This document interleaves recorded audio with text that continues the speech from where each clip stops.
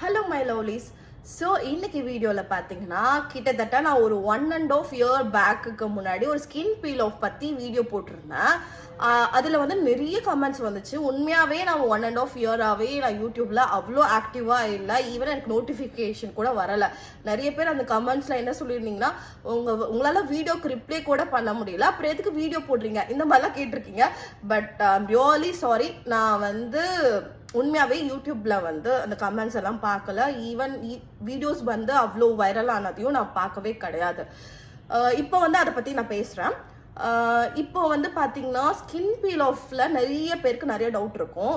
நீங்கள் skin peel off பண்ணதுக்கப்புறம் நம்ம நல்லா கலர் ஆகிடுவோமா, ஒயிட் ஆகிடுவோமா, அதே ஸ்கின் டோனில் நம்மளால மெயின்டைன் பண்ண முடியுமா, அதுக்கப்புறம் வந்து போஸ்ட் ட்ரீட்மெண்ட் என்னென்ன பண்ணணும்.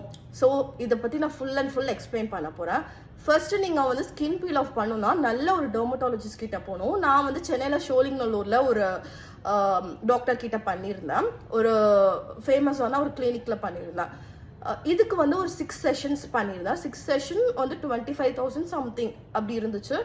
ஸோ இந்த ஸ்கின் பீல் ஆஃப் பண்ணுறதுனால என்ன யூஸ்னு பார்த்தீங்கன்னா, நான் வந்து எல்லோ பீல் பண்ணியிருந்தேன். இதில் வந்து மீடியம் டெப்த் பீல் எல்லாமே இருக்குது.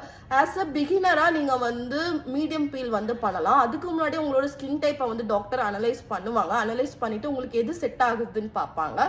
தென் வந்து பீல் ஆஃப் பண்ணதுக்கு அப்புறம் நீங்கள் ஒரு வாரத்துக்கு பீல் ஆஃப் அந்த பண்ண டைம்ல இருந்து பார்த்தீங்கன்னா ஒரு 1 week வந்து ஸ்கின் வந்து பீல் ஆஃப் ஆகி உங்களுக்கு நியூ ஸ்கின் வரும்.